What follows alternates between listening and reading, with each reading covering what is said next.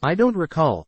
Allen Weisselberg, ex-Trump Org CFO, draws a blank on dozens of questions in New York fraud trial. Allen Weisselberg, the former chief financial officer of the Trump Organization, knows that he was involved in creating so-called statements of financial condition for former President Donald Trump for years. He doesn't remember much else. Weisselberg replied with variations of, I don't recall, to dozens of questions in a New York courtroom on Tuesday, where he testified in a trial accusing him, Trump, two of Trump's sons and their company of years of fraud connected with the statements. He didn't recall speaking with Trump, Donald Trump Jr., Eric Trump or their former fixer and attorney about the documents, which were crucial to the company's efforts to make deals with banks and insurers. He didn't recall the phrase, estimated current value, which both sides agree is crucial to understanding their arguments. He didn't recall details of generally accepted accounting principles, noting he's not a certified public accountant.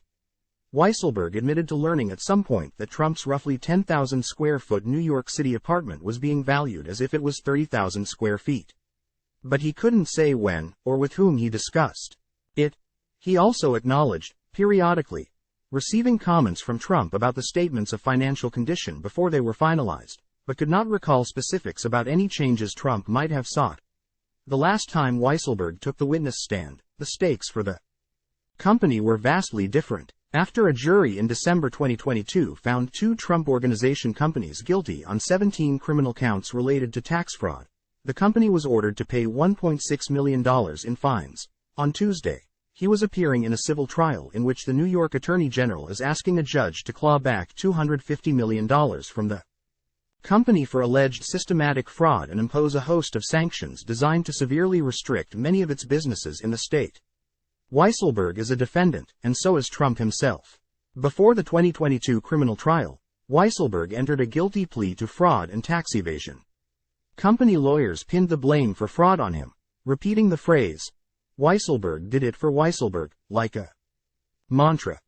In this fraud trial, the Attorney General wants to show Trump did it for Trump. During a May deposition that's now an exhibit in the case, Weisselberg said his conversations with Trump about the statements were limited.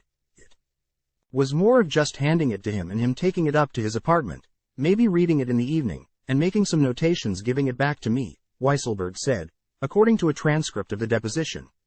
The defendants are accused of orchestrating a decade-long fraud scheme designed to falsely inflate Trump's wealth and the valuations of certain Trump properties. The goal, New York Attorney General Letitia James says, was to receive more favorable terms on loans than they deserved, and by doing so, benefit themselves by hundreds of millions of dollars.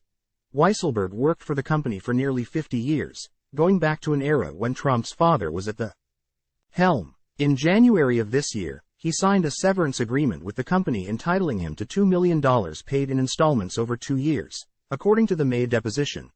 Trump spoke about their long relationship in his own deposition in April.